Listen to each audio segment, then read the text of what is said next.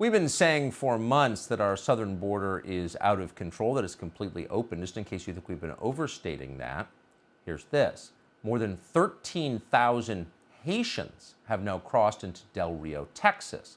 Our own Bill Melugin has been on this story like nobody else. He was there on Saturday. Here's part of what he saw. What you're looking at right now is the U.S. side of the Rio Grande. That is a mass of several hundred illegal immigrants who have just crossed the Rio Grande, and look at this, several hundred more streaming across as we speak. We're on a boat in the Rio Grande. This is the Mexican side of the river right now. You can see it's a never-ending stream, hundreds of people crossing the Rio Grande basically every hour, and they're heading over to the International Bridge, which you can see in the background. Look at that mass of people. This is why the situation under the bridge continues to deteriorate. This is insane. The federal government has to wake up. So a lot of questions here. Where do these Haitians come from? How'd they get here? How'd they afford it? But most pressing of all for Americans is, where are these Haitians going? U.S. Border Patrol Chief Raul Ortiz just told Melugin that of the 12,000 migrants under the bridge in Del Rio, only adult men will be deported. Yeah, right. The rest will be processed and released into what you thought was your country, but turns out isn't. Today, Fox News' Peter Doocy asked the White House what our border czar thinks about all of this. Where's the vice president on any of this? Isn't she supposed to be addressing the root causes of migration?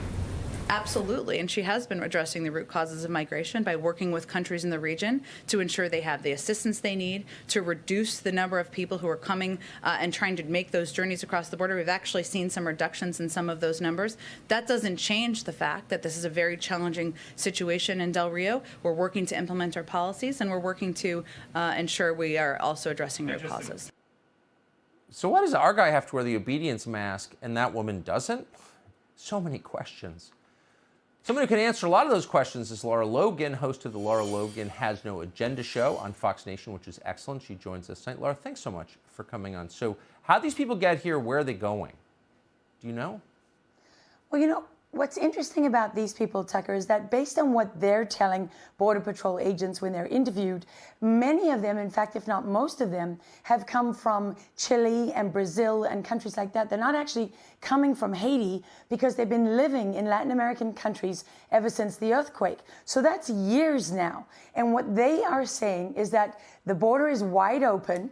Everybody knows it's wide open. The message is loud and clear. They've seen people crossing there for months. The Biden administration doesn't do anything, and this is their chance. So they said their lives are pretty good. I've seen many of them in the airports here as they're cycled through and distributed all over this country. And they're well dressed and, you know, very lovely people from what I can tell, you know, well behaved, great families. But what they don't look like is desperate. They don't look like, for example, Christians fleeing persecution from Nigeria who are actually in the midst of a genocide, who cannot even get asylum in this country, but the asylum laws are actually written for them.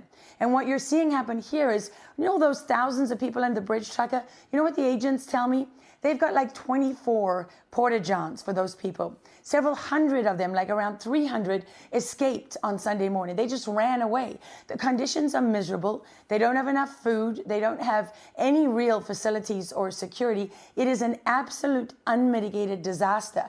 And what you're seeing happen here is all those people in the Biden administration that came from the Open Society Foundation that we're not allowed to talk about because that'll be the end of us, right? They'll come for all of us. Well, you know what? Those people, those advisors, they don't want a border. What does open society mean?